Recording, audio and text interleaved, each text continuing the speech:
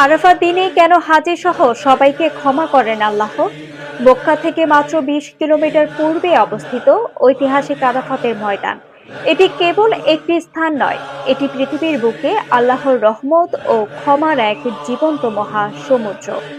৯ জিলহজ বিশ্বের নানা প্রান্ত থেকে ছুটে আসা লাখো লাখো হাজী একত্রিত হন এই পবিত্র ময়দানে। কারণ আরাফাতের অবস্থানই হলো হজের মূল ভিত্তি।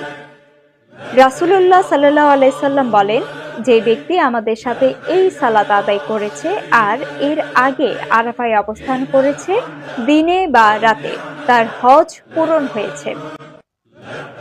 আল্লাহর কাছে বছরের সবচেয়ে প্রিয় ও উত্তম দিন হলো আরাফাতের দিন।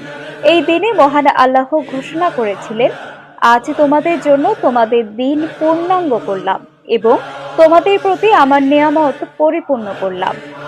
সূরা মায়দা আয়াত ৩।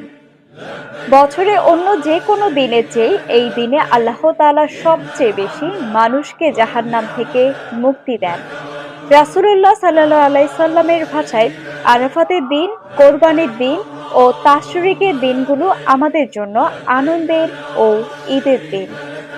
যারা হজে যেতে পারেননি তাদের জন্য রয়েছে বিশেষ সুযোগ। এই দিনে একটি রোজা আগের ১ বছর, পরের ১ বছরের গুনাহ কাফফারা হয়ে যায়। আরাফার দিনে আল্লাহর দরবারে হাত তুলে তা ফিরিয়ে দেওয়া হয় না।